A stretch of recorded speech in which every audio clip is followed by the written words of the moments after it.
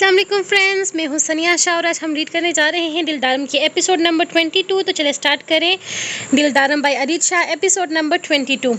वो नीचे आया तो जुमरू परेशान सा बाला के करीब बैठा था। इसे देखकर फौरन ही उठकर वहां से भागने लगा तो बाला ने इसे पकड़ लिया। बाला, मुझे जाने दो, सरदार मुझे जान से मार डालेगा, मैं यहाँ नहीं रुकूंगा। वो बाला के पीछे छुपते हुए बोला, जबकि सरदार तेजी से इसके पास आता इसे एक बाजू से झटके में पकड़कर अपने सामने कर चुका था। तुम्हें मैंने दुआम के साथ क्यों छोड़ा था? ताकि तुम इसे अकेला छोड़कर अपनी आवारागर्दियों पर निकल जाओ।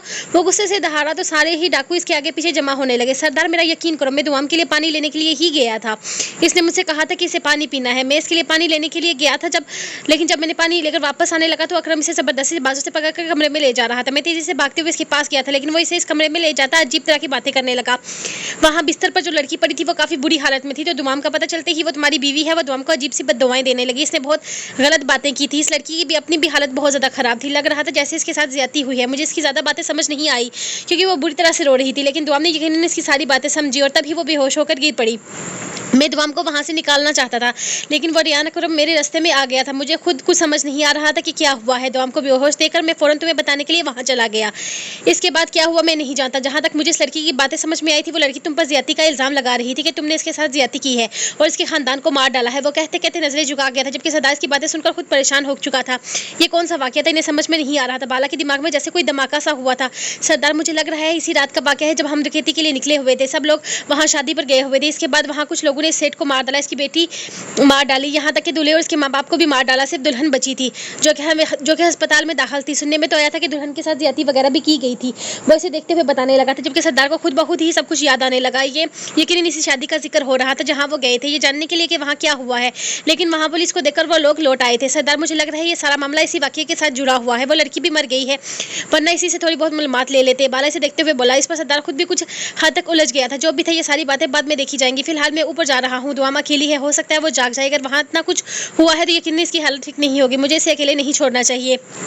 वो इन लोगों को कहते हुए वापस ऊपर की तरफ जाने लगा था जब बाला ने सिर्फ हाँ में सर हिलाते हुए वहां से कुछ लोगों को गांव की तरफ भेजा था, क्योंकि वह मजीद इस मामले के बारे में सब कुछ जानना चाहता था। जबकि झुमरू भी इन लोगों के साथ ही चला गया था। इसे भी पता करना था कि आखिर ये सारा मामला क्या है।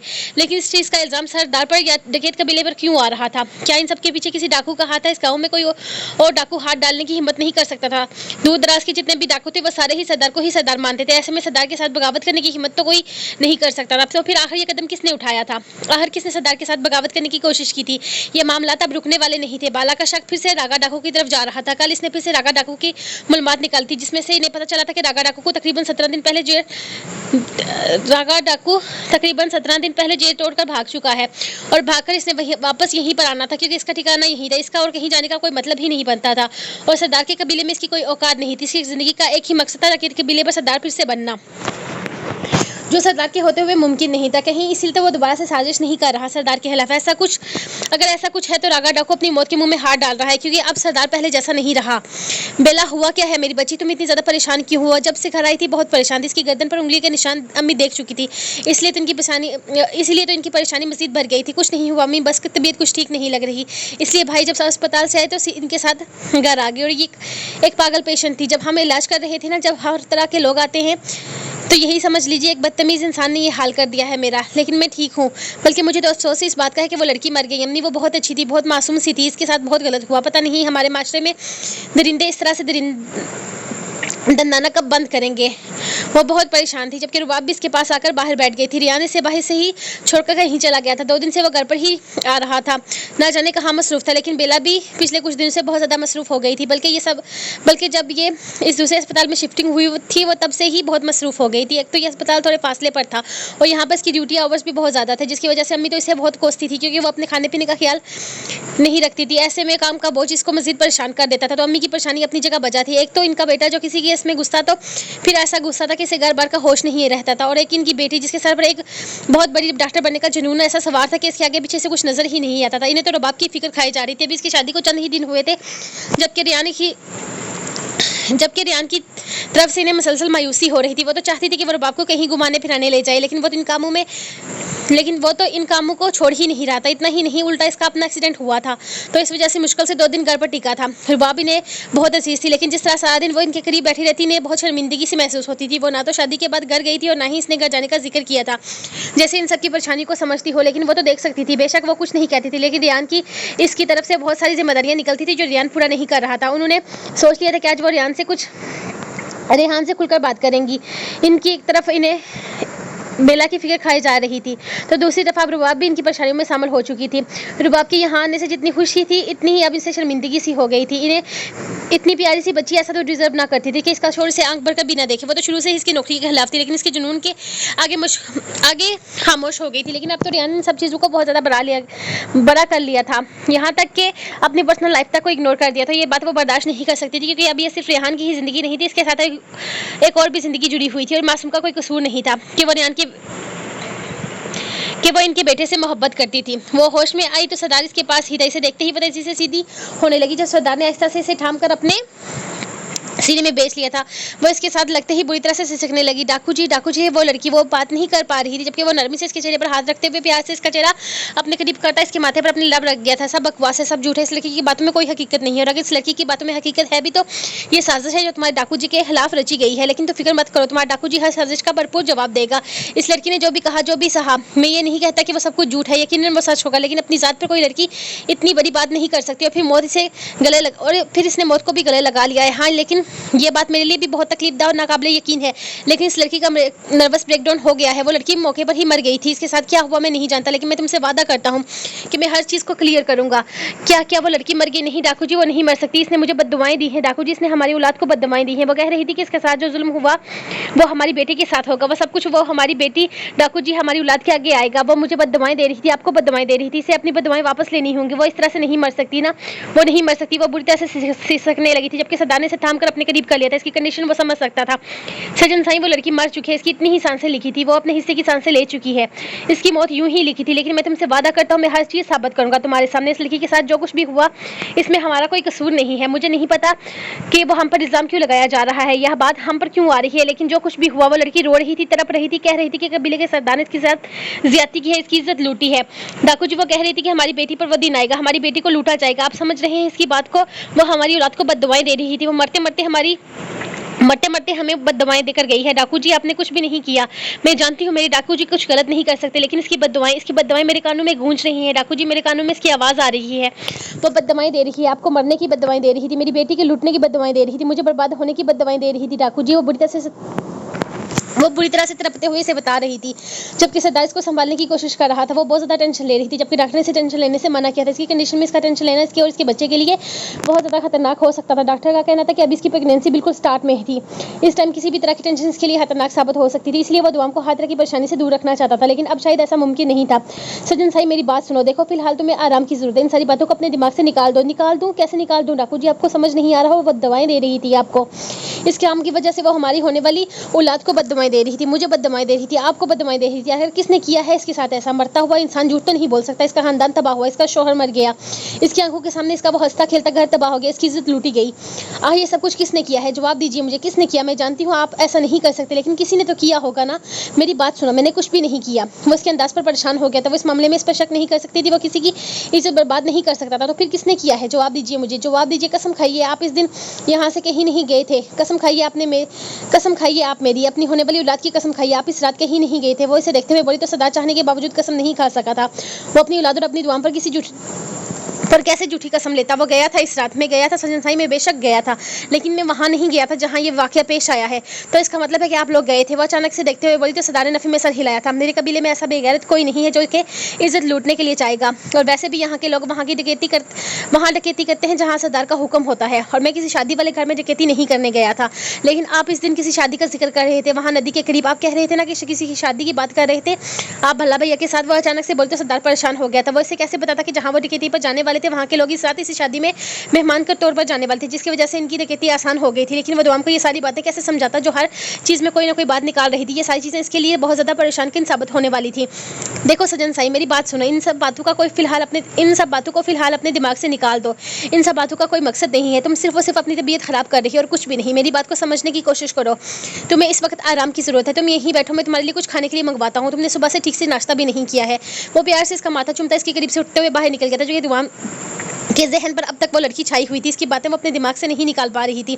اس لیے اپنے شوہر پر پورا بھروسہ تھا. وہ جانتی تھی کہ وہ غلط کام نہیں کر سکتا. وہ یقین سے کہہ سکتی تھی کہ اس کا شوہر ایسا انسان نہیں ہے کہ وہ کسی معصوم لڑکی کی عزت تباہ کر کے اس کی زندگی خراب کر دے. لیکن کسی نے تو کیا تھا یہ سب کچھ, کوئی تو گناہگار تھا اس لڑکی کا, اور ممکن تھا کہ سردار کی اس کام کی وجہ سے یہ جب سب کچھ ہوا ہو. یہ ہو سکتا ہے قبیلے کے اندر ہی کوئی ایسا انسان موجود ہو جس نے یہ سب کچھ کیا ہو. وہ بری طرح سے سوچوں میں غرق تھی. جب بیڈ پر پڑا سردار کا فون اس کے سامنے روشن ہونے لگا, اس نے فوراً فون اٹھایا جہاں پر سامنے انسپکٹر اکرم کا نام جگمگا رہا تھا. پتہ لگاؤ یہ سب کچھ کس نے کیا ہے, کون ہے اس لڑکی کا گناہگار جس نے میری بیوی کو اس حالت میں پہنچا دیا. میں برداشت نہیں کر سکتا بالا, میں برداشت نہیں کر سکتا اپنی بیوی کی آنکھوں میں اس کا تکلیف میں برداشت نہیں کر سکتا. میری سجن سائی رو رہی ہے, ایک لڑکی کی بد دعاؤں سے ڈر کر رو رہی ہے. وہ ان بد دعاؤں کو خود پر لے چکی ہے. اس کی حالت ٹھیک نہیں ہے بالا, اس کی حالت ٹھیک نہیں ہے. میں برداشت نہیں کر پاؤں گا اگر اسے کچھ ہوا تو. میں سب کچھ ختم کر دوں گا. وہ نیچے آتے ہوئے عجیب سے انداز میں بول رہا تھا.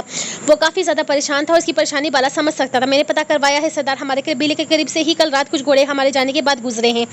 ہمارے جانے کے بعد یہاں قبیلے میں زیادہ لوگ تو نہیں تھے, اور نہ ہی ایسے لوگ تھے جو تم سے بغاوت کر سکے. ہو سکتا ہے پچھلے پہاڑوں میں موجود غاروں سے کوئی نکلا ہو. ان پہاڑوں کے راستوں صرف ایک ہی انسان جانتا ہے. وہ اسے دیکھتے ہوئے بولا تو بالا کو مزید کچھ بولنے کی ضرورت نہ پڑی تھی. راگا ڈاکو, سردار نے کہتے ہوئے اسے دیکھا تو اس نے صرف ہاں میں سر ہلایا تھا.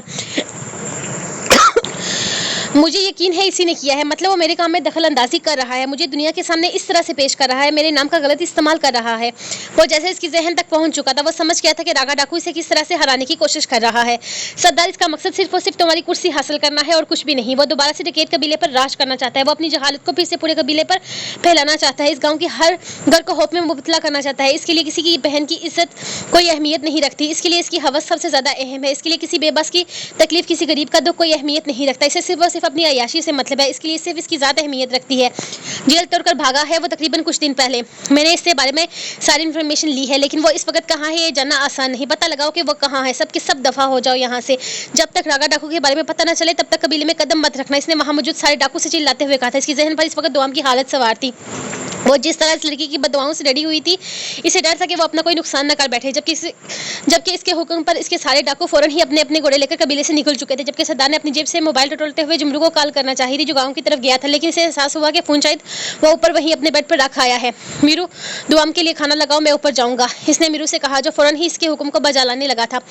وہ واپس کمرے میں آیا تو دوام فون کان سے لگائے. اس کے فون پر شاید کسی کی کال سن رہی تھی. اس نے آتے ہی فون اپنے کان سے الگ کر کے پیچھے ہٹا دیا تھا. جبکہ وہ اس کے پاس آتا اس کے ہاتھ سے فون لیتا. ریان اکرم کی کال دیکھ چکا تھا. ریان اکرم کا نمبر ایک عرصے سے اس کے موبائل میں سیو تھا. اسے کبھی کال کرنے کی ضرورت نہیں پڑی تھی, لیکن اس نے دیکھا تھا کہ دوام کے ساتھ اس کی کال تقریباً پچھلے 60 منٹ سے چل رہی تھی. اس نے فون بند کرتے ہوئے بیڈ پر پھینکا. کیا کہہ رہا تھا وہ آدمی؟ اس نے دوام سے سوال کیا جو بالکل خاموش تھی. وہ کہہ رہے تھے کہ وہ ہر بات ماننے کو تیار ہے, لیکن اس بات کو نہیں مان سکتے کہ آپ نے کسی لڑکی کے ساتھ زیادتی کی ہے. وہ اسے دیکھتے ہوئے بولی تو سردار نے کچھ سمجھنے والے انداز میں ہاں میں سر ہلایا. تو پھر وہ اپنے سینے پر ہاتھ باندھے اس کا چہرہ دیکھنے لگا. وہ کچھ الجھی ہوئی لگ رہی تھی. وہ جاننا چاہتا ہے کہ اس کے دماغ میں کیا چل رہا ہے.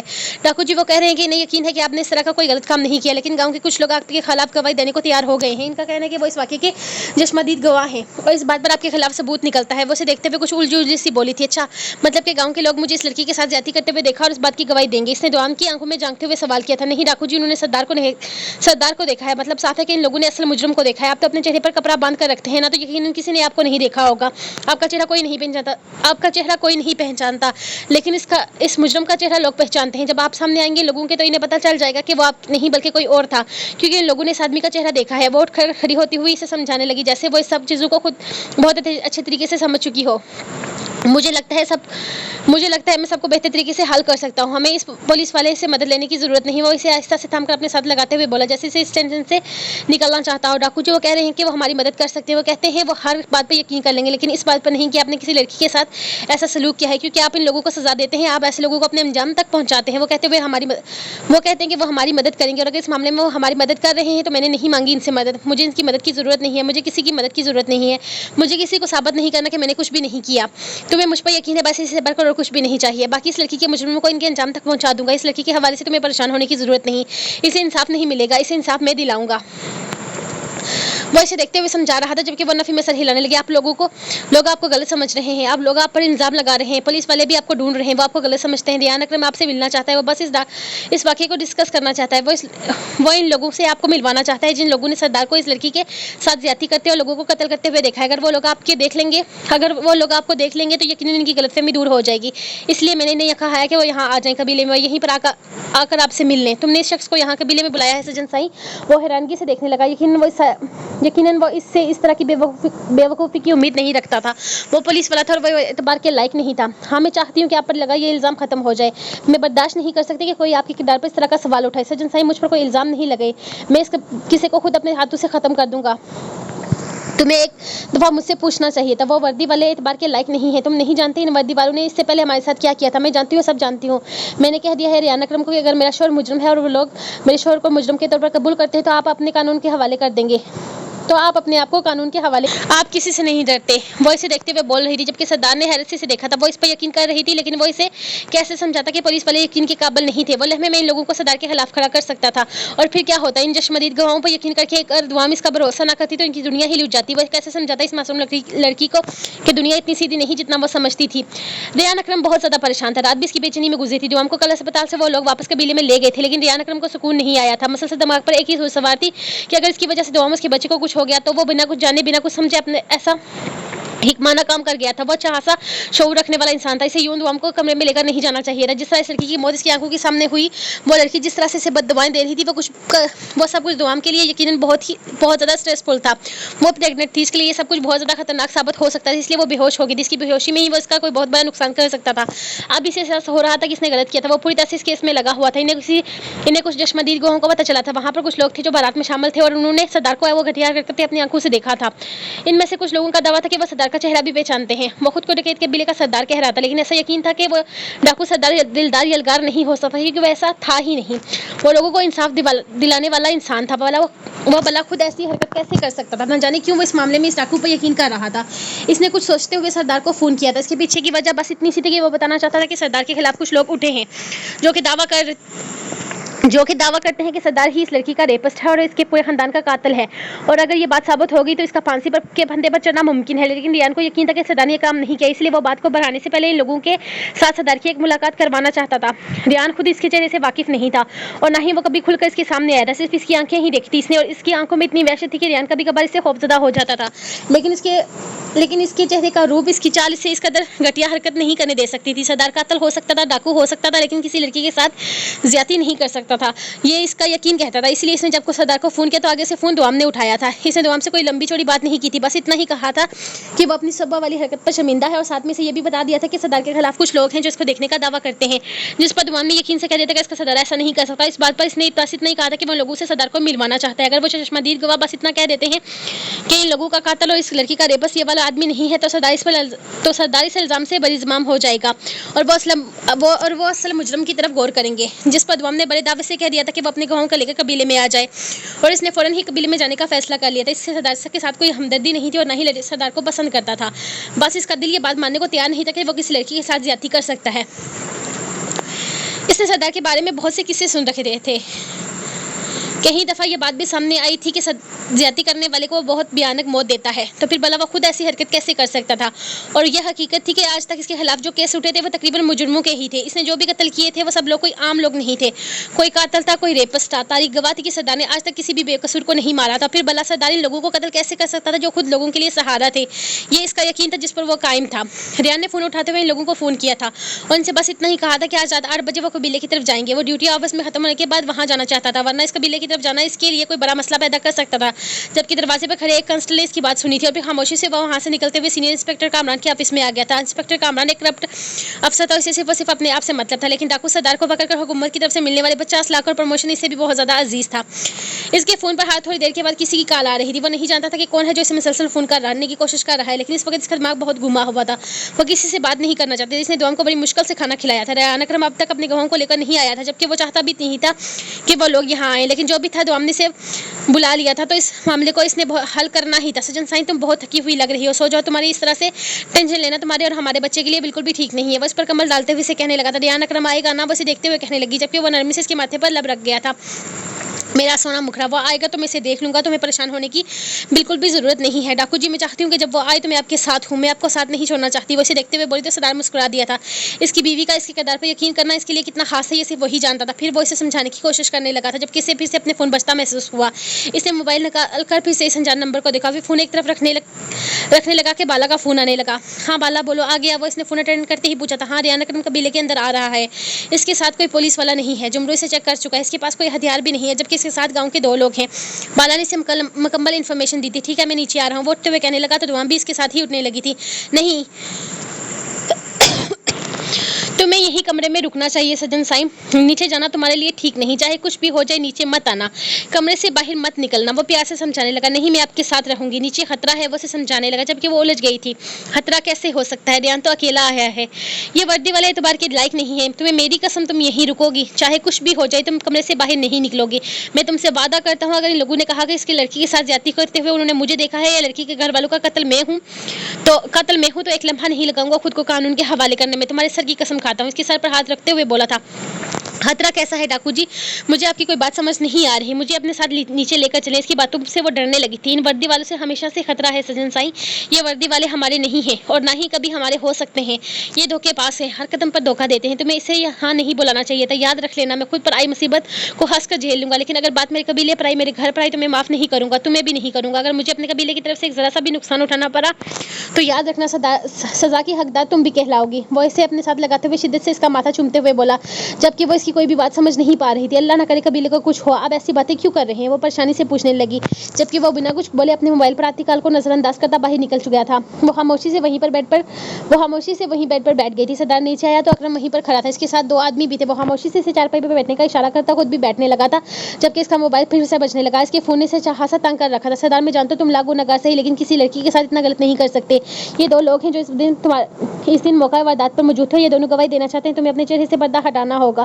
وہ اسے دیکھتے ہوئے بولا تو سردار نے اگلے ہی لمحے اپنے چہرے سے پردہ ہٹانا چاہتا. یہ وہ آدمی نہیں ہے, وہ تو سردار تھا, ڈاکو تھا. وہ تو اچھا خاصا موٹا آدمی تھا اور بوڑھا تھا. یہ تو جوان ہے. وہ تو کافی بھیانک دکھتا تھا. وہ ایسا بالکل بھی نہیں تھا. وہ بہت بے ڈنگا سا تھا. بڑے لمبے لمبے بال, داڑھی تھی, ہاتھوں میں بہت ساری انگوٹھیاں پہن رکھی تھی. اس نے گلے میں کوئی رسی سی لٹکا کر رکھی ہوئی تھی. وہ آدمی سے دیکھتے ہی کہنے لگا جبکہ سردار نے ابھی تک اپنا پردہ بھی نہیں کھولا تھا. میرے خیال میں تمہارا جواب مل چکا ہے ریان اکرم. تمہیں یہاں سے چلے جانا چاہیے کیونکہ میں اس وقت تمہاری بالکل شکل نہیں دیکھنا چاہتا. وہ اسے دیکھتے ہوئے بولا تھا. میں سمجھ سکتا ہوں میرا یہاں آنا تمہیں بہت زیادہ غصہ چڑھا گیا ہے, لیکن میں پھر بس اتنا ہی کہنا چاہوں گا کہ یہاں جو بھی ہوا وہ بہت غلط ہوا. اس لڑکی کے ساتھ بہت ظلم ہوا. اس کے خاندان کو نست و نابود کر دیا گیا. تمہارے نام تو بہت دور کی بات, سایہ تک نہیں ہے ان لوگوں کا. سب کچھ ختم ہو چکا ہے. ان کی حویلی ویران پڑی ہے. اس حویلی میں آخری دفعہ اس کی معصوم کی چیخیں گونجی تھی. میں اس ڈاکو تک جانا چاہتا ہوں. مجھے اس آدمی کی معلومات چاہیے. ایسا کون کر سکتا ہے. ویسے دیکھتے ہوئے کہنے لگا جبکہ فون ایک دفعہ پھر سے بجنے لگا تھا. اس نے غصے سے اپنے فون کو دیکھا اور اب کی دفعہ اس نے فون اٹھا بھی لیا تھا. فون پر کون تھا وہ نہیں جانتا تھا, لیکن دوسری طرف سے اسے جانی پہچانی آواز سنائی دی اور اس نے کی آواز کے ساتھ ہی اس کے قبیلے کے ارد گرد عجیب سی حرکت بھی سنائی دینے لگی. سردار میں شرازی بات کر رہا ہوں, وہی شرازی جو قبیلے میں جاسوس بن کر آیا تھا. مجھے انسپکٹر ریان اکرم نے بھیجا ہے. آپ کے قبیلے میں آپ نے میری جان بخشی دی تھی میری ماں کی خاطر. میں امید کرتا ہوں کہ آپ مجھے یاد رکھے ہوئے ہوں گے. قبیلے پر حملہ ہونے والا ہے. کوئی ہے جو قبیلے کو تباہ کرنے والا ہے. آپ کے خلاف سازش کی گئی ہے. پولیس آپ کے ساتھ کھیل کھیل رہی ہے. ان کا مقصد صرف آپ تک پہنچنا تھا. وہ ابھی بول ہی رہا تھا جب اچانک سے ہی ہر طرف سے گولیوں کی بوچھار شروع ہوئی. پہلی گولی وہاں موجود ان چشمدید گواہوں کو ماری گئی تھی جو سردار کی بے گناہی کا ثبوت ہے, جبکہ ہر طرف سے چلنے والی گولیوں نے ڈاکو کو الرٹ کر دیا تھا. ہر طرف فائرنگ کی آواز گونجی تھی جبکہ ڈاکو بھی الرٹ ہوئے تھے. وہ اپنی بندوقیں اٹھائی سردار کے آگے پیچھے اکٹھے ہو گئے تھے. سردار کی نگاہیں آگے پیچھے ہر پہاڑ کی طرف جا رہی تھی جہاں سے وردیوں میں سب لوگ ان پر حملہ کر رہے تھے. اس نے غصے سے ریان کی طرف دیکھا تھا. وہ اعتبار کے لائق نہیں تھا, اس لیے اس کے ساتھ اس نے دھوکہ کیا تھا. سردار میں نے کچھ نہیں کیا. میں نے تو انہیں بتایا تک نہیں تھا کہ میں یہاں آ رہا ہوں. سردار نے جیسے ہی بندوق اس کی طرف تانی تھی وہ اپنی صفائی دینے لگا. اس کے لیے یہ سب کچھ بہت اچانک اور ناقابل یقین تھا. تم وردی والے ہمیشہ سے جھوٹ بولتے ہو, ہمیشہ سے دھوکہ دیتے ہو. تم لوگوں نے پھر سے ہمیں دھوکہ دیا. وہ معصوم ہے, تم پر یقین کر بیٹھے, لیکن میں یقین نہیں کروں گا. وہ ابھی بول ہی رہا تھا جب دعا میں سے پہاڑی سے تیزی سے نیچے اترتی نظر آئی. وہ اگلے ہی لمحے ریان کو دھکا دیتے اس کی طرف بھاگا تھا.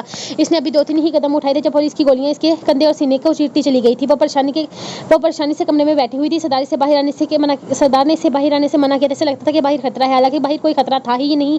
خطرہ نہیں تھا یا خطرہ ہو سکتا تھا.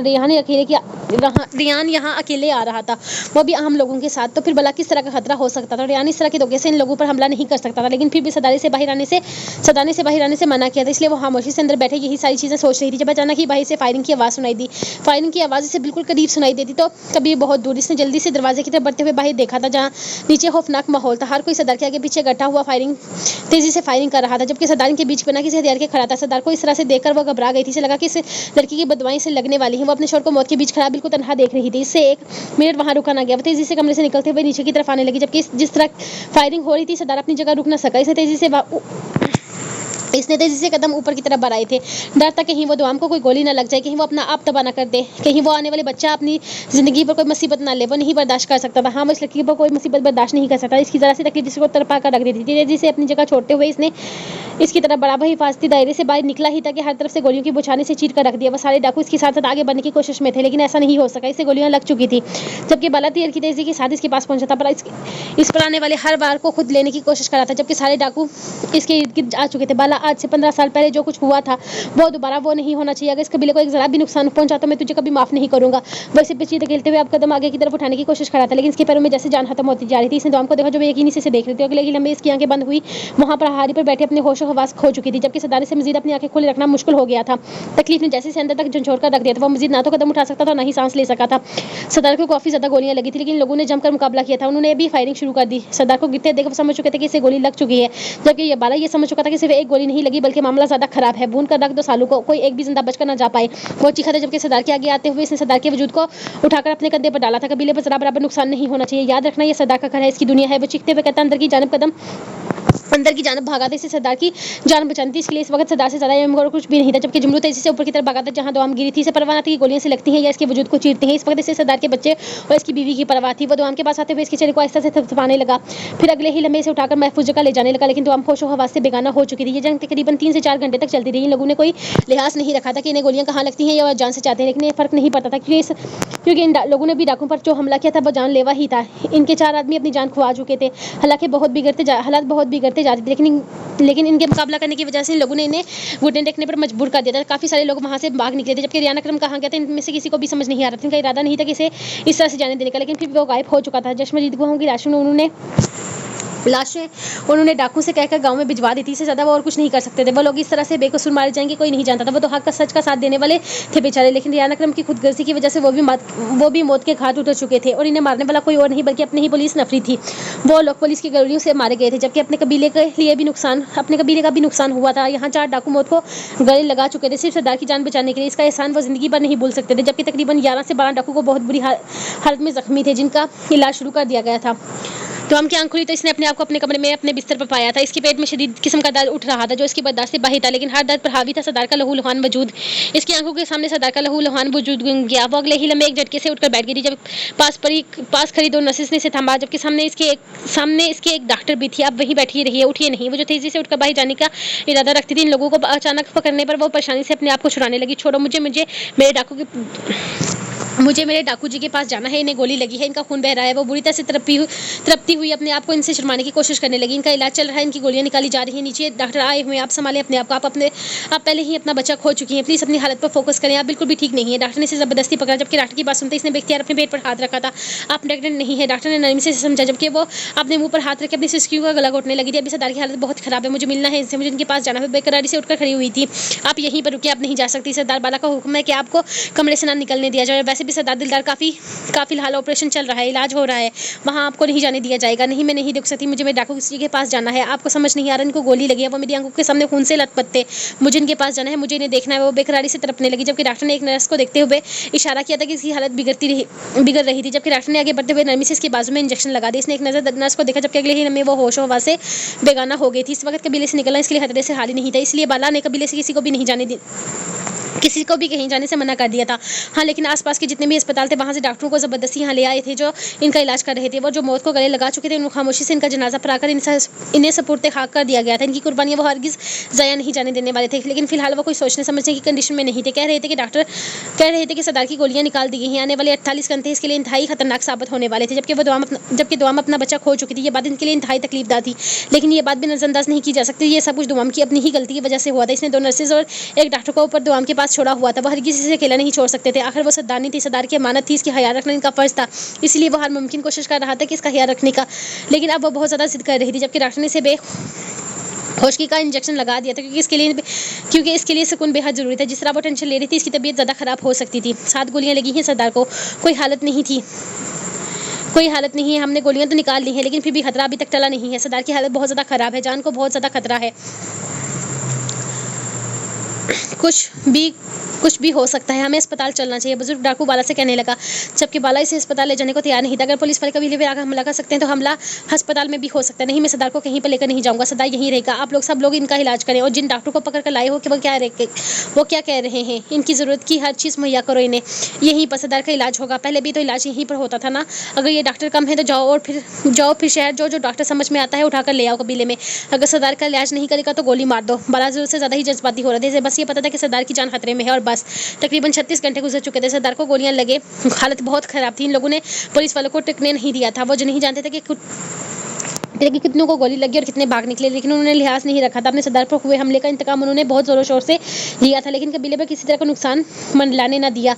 सरदार के लिए कबीला नहीं, इसका घर था, जिसका नुकसान वो बर्दाश्त नहीं कर सकता। वो भी बहुत बड़ा नुकसान उठा चुके थे। सरदार का बच्चा दुनिया में आने से पहले ही खत्म हो चुका था।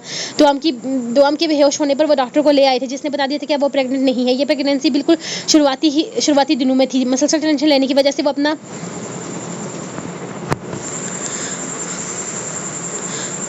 वो कैरी नहीं कर सकी। सरदार के बच्चे की खुशी इनके लिए वक्ती साबित हुई थी। वो तो ठीक से जश्न भी ना मना सके, ये खबर इनसे रूठ गई थी। दुआम को बाहर नहीं आना चाहिए था, जो भी था दुआम को यहाँ नहीं होना चाहिए था। जबकि ये जानकर कि रियान अकरम को कबीले में दुआम नहीं बुलाया था, इसका वैसे भी गुस्से से बुरा हाल था। इसका दिल नहीं करता था दुआम से बात करने का। वो इसका चेहरा तक नहीं देखना चाहता था। सरदार जिस कंडीशन में था, इसके पीछे की वजह सरदार का अपने ही दिल की धड़कन थी। बाला सरदार व सरदारनी बाहर आई हुई है, वो कहते हुए इसे सरदार से मिलना है। बुजुर्ग डाकू अभी मज़ीद तफसीलात जानना चाहता था, जब एक डाकू ने आकर इसे बताया था, नहीं मिल सकती वो सरदार से कहो कि वो ऊपर वापस चली जाए। फिलहाल सरदार इस कंडीशन में नहीं कि इसे किसी भी तरह की परेशानी से गुजारा जाए। फिलहाल इसे होश नहीं आया, इसके पास जाना मुनासिब नहीं। वो ऊंची आवाज़ में बोला था, जबकि इसके लहजे में बेगानगी वो भी महसूस कर चुकी थी। भला भैया, आप मेरे साथ ऐसा नहीं कर सकते, आप मुझे मेरे शोर से मिलने से रोक नहीं सकते। मुझे मिलना है इन्हें, मुझे इन्हें देखना है। आपको समझ नहीं आ रहा था, इसी से अंदर दाखिल होने लगी, जो बाला ने बाहर की तरफ कदम बढ़ाते हुए इसे बाजू से पकड़कर वहीं से कदम बाहर की तरफ बढ़ाए थे। मैं आपको जो कह चुका हूँ सरदारनी, आप सरदार से नहीं मिल सकती। जो कुछ हो चुका है, इसके बाद आप सरदार के आसपास भी नहीं आएंगी। आपको आराम की ज़रूरत है, आप अपने कमरे में जाइए और आराम कीजिए, और बस इससे ज़्यादा और कुछ भी नहीं। वो इसे मैदान के बीच में ले आया था, जबकि वो कमरा जो इसने कभी भी खुला नहीं देखा था, इस कमरे में सरदार था। वो जान चुकी थी। आप लोगों को इन्हें अस्पताल लेकर जाना चाहिए। आप यहाँ पर इस तरह इनको चीर फाड़ नहीं सकते। आप क्यों नहीं समझने की कोशिश करें? इन्हें डॉक्टर की ज़रूरत है। इसको किसी चीज़ की ज़रूरत है, किस चीज़ की नहीं, इसका फैसला मैं करूँगा, क्योंकि इसके यहाँ ना होने के बाद यहाँ का सरदार मैं हूँ, और इस कबीले का हर फैसला लेने का पूरा हक रखता हूँ। बाकी आपके लिए फैसला करने का हक मैं खुद को नहीं देता। इसलिए बेहतर होगा कि आप खामोशी से ऊपर चली जाएं। जब तक सरदार होश में नहीं आ जाता, तब तक आपको कमरे से निकलने की ज़रूरत नहीं।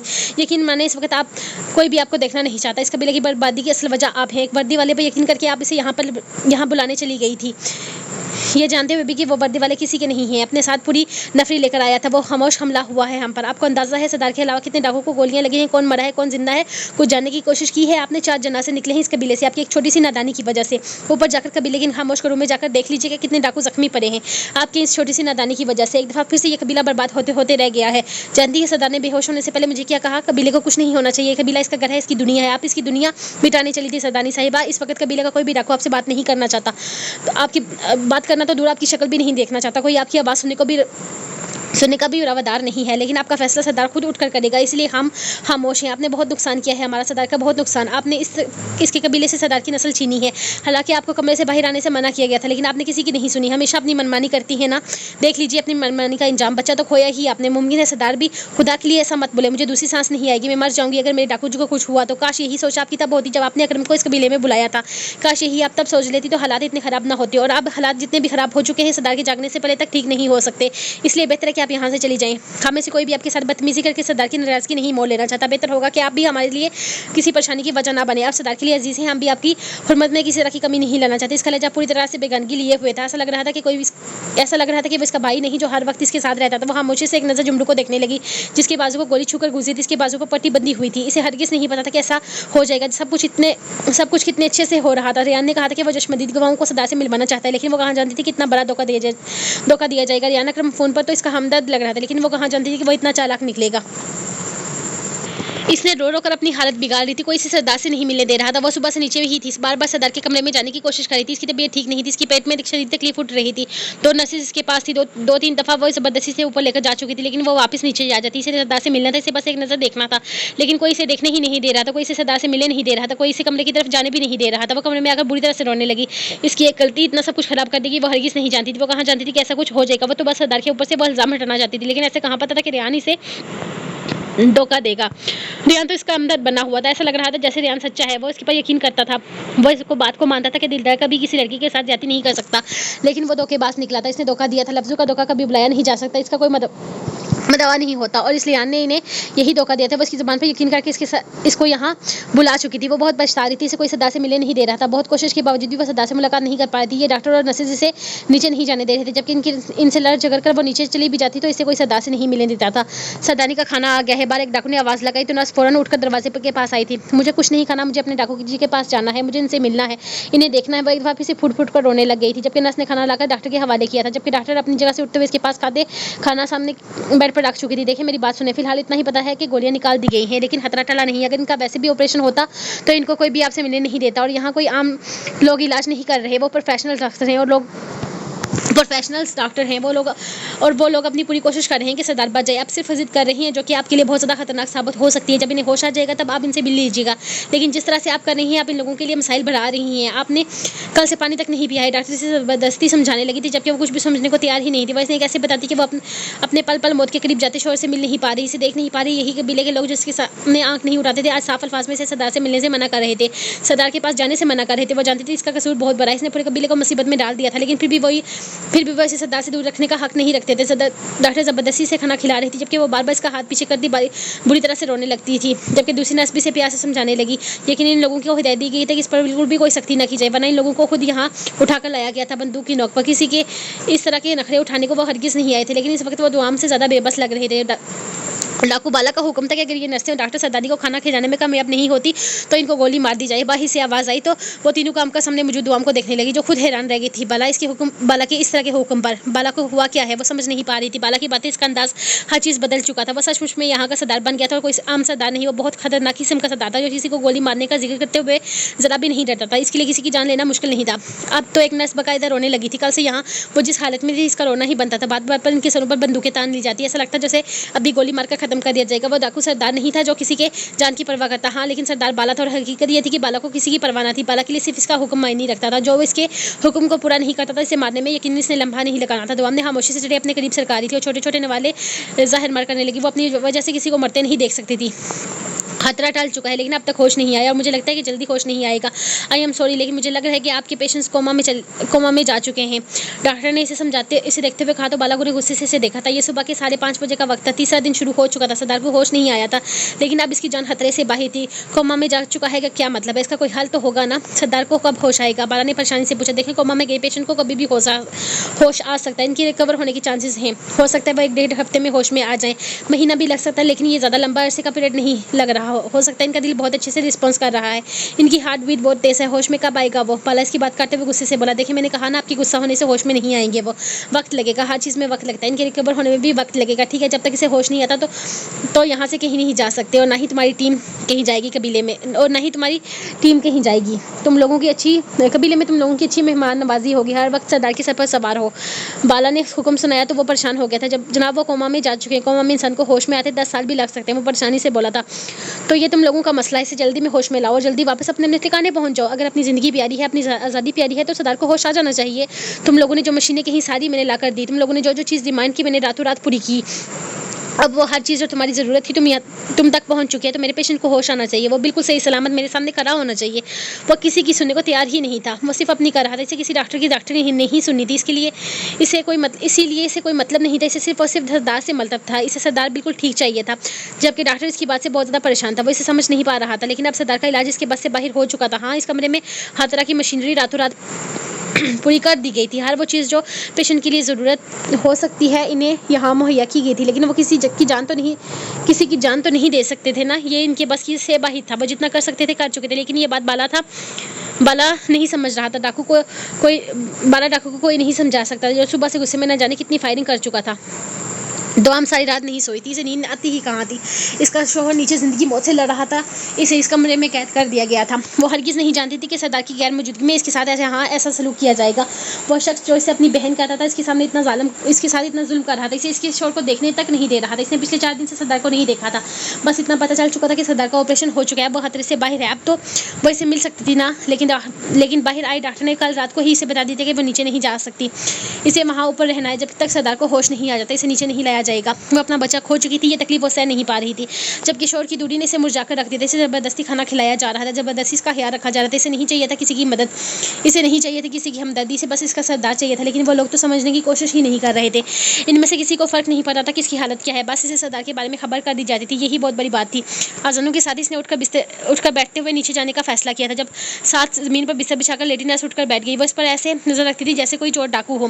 خدا کے لیے اس کمرے سے باہر مت نکلیے گا، ہمیں ہماری جان بہت پیاری ہے، ہم آپ کے سامنے ہاتھ جوڑتے ہیں، ہماری زندگی کو مشکل میں مت ڈالیں، ہم 3 دن سے یہاں قید ہیں، آپ کو اپنی جان پیاری نہیں ہے نہ صحیح، لیکن میں اپنے والدین کی اکلوتی بیٹی ہوں، ان کا اکلوتا سہارا ہوں، مجھے کسی مصیبت میں مت ڈالیں۔ وہ ہاتھ جوڑتے ہوئے بولی تو دعا واپس بیٹھ گئی تھی، جبکہ صوفے پر لیٹی ڈاکٹر خاموشی سے انہیں دیکھتی آنکھیں بند کر گئی تھی۔ انسپکٹر اکرم، ہمیں آپ پر فخر ہے، جس قدر بہادری سے آپ نے ان ڈاکوؤں کے قبیلے میں انٹری مار کر یہ حفیظہ مشن سٹارٹ کیا وہ قابل تعریف تھا۔ کہیں سارے ڈاکو مار گرائے ہیں ہم نے اور کہیں سارے زخمی ہیں۔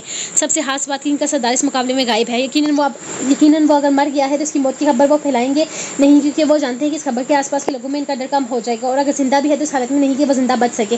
ہمیں بہت فخر ہے آپ نے فائنلی اس قبیلے میں انٹر کر ہی لیا، جس طرح وہ دھوکے سے جشمدید گواہوں کو اپنے ساتھ لے کر گئے تھے اور وہاں انہیں قتل کر دیا، ایسے میں آپ کی پلاننگ قابل تعریف تھی۔ وہ جشمدید گواہ تو اس دنیا میں نہیں رہے، لیکن جس طرح کی بہادری آپ نے وہاں رہ کر ان کا مقابلہ کیا وہ قابل تعریف تھا۔ آپ کی وجہ سے یہ پلاننگ بھی قابل تعریف تھی، ایسے ڈاکو اس طرح سے ہی ہاتھ آتے ہیں۔ سامنے کھڑے ڈی ایس پی کب سے اس کی تعریفیں کیے جا رہا تھا، جبکہ وہ خاموشی سے بیٹھا اسے سن رہا تھا۔ پچھلے ہفتے اس مقابلے میں سے بھی 2 گولیاں چھو کر گزری تھی، ایک کندھے کے قریب اور ایک بازو کے کنارے زخم چھوڑ گئی تھی۔ اس نے اپنا بچاؤ کرتے ہوئے وہاں سے نکلنا بہتر سمجھا تھا، لیکن آج جب وہ واپس ڈیوٹی جوائن کرنے لگا تو یہ بات اس کے لیے کسی جھٹکے سے کم ثابت نہ ہوئی تھی کہ ساری چیزوں کو اس کی پلاننگ قرار دیا گیا تھا۔ حالانکہ یہ اس کی پلاننگ نہیں تھی، وہ تو سردار کو بے گناہ ثابت کرنا چاہتا تھا، وہ تو سب کو یہ بتانا چاہتا تھا کہ ڈاکو دلدار لاکھ گناہ گار صحیح، لیکن وہ ایک ریپسٹ ہرگز نہیں ہے، وہ کسی کی عزت برباد نہیں کر سکتا۔ لیکن یہاں تو سب کچھ الٹا ہی ہو گیا تھا، ان پولیس والوں نے بہت برے طریقے سے حملہ کیا تھا، قبیلے میں بہت نقصان ہوا تھا، اور وہ سچ میں نہیں جانتا تھا کہ سردار کہاں غائب ہے۔ وہ لوگ بالکل ٹھیک کہہ رہے تھے، اگر تو سردار کی موت ہو چکی ہوتی تو وہ لوگ یہ بات قبیلے سے باہر نہیں نکلنے دیتے، کیونکہ اس کے آس پاس کے قوم میں ان کا ڈر ختم ہو سکتا تھا۔ پھر اگر وہ زندہ تھا بھی تو جس طرح اسے گولیاں لگی تھی اس کے زندہ بچنے کے چانسز نہیں تھے، جبکہ دوام کی کیا حالت تھی وہ نہیں جانتا تھا، اسے تو خود 4 دن کے بعد ڈسچارج کیا گیا تھا۔ علاج کے بعد جب ہوش آیا تو تب اس نے اپنی ماں، بہن اور بیوی کو اپنے آگے پیچھے روتے دیکھا تھا، اس کے بعد تو وہ انہیں سنبھالنے میں لگ گیا تھا، لیکن دماغ پر سردار بری طرح سے حاوی تھا، اسی لیے اس نے آج ہی واپس نوکری جوائن کر لی تھی۔ لیکن یہاں آتے ہی جس طرح اس کی تعریفوں کے پل باندھے جا رہے تھے وہ خود حیران رہ گیا تھا، اس کے خلاف بھی سازشیں جاری تھی، ان سب چیزوں میں اسے گھسیٹا جا رہا تھا، جبکہ وہ جانتا بھی نہیں تھا اس سب چیزوں کے بارے میں۔ وہ ان کے سامنے اس بات سے انکاری ہو سکتا تھا، اس نے یہ سب کچھ نہیں کیا اور نہ ہی وہ ہاں کر سکتا تھا، کیونکہ اس سب میں وہ بالکل بھی انجان تھا۔ لیکن ہاں، اس قبیلے کی جانے کی وجہ اس کے پیچھے ایک بہت بڑی گیم کھیلی گئی تھی، اور یہ گیم کس نے کھیلی تھی وہ خود بھی نہیں جانتا تھا۔ ہاں، لیکن فی الحال وہ یہ جاننا چاہتا تھا کہ سردار کیسا ہے، زندہ بھی ہے یا ختم ہو چکا ہے۔ قبیلے کی طرف سے اس قدر خاموشی کسی بڑی آفت کا پتہ دے رہی تھی۔ دیکھیں سر، ہم اپنی طرف سے پوری کوشش کر رہے ہیں، اگر وہ ہوش میں نہیں آ رہے تو اس میں ہمارا بھلا کیا قصور ہے؟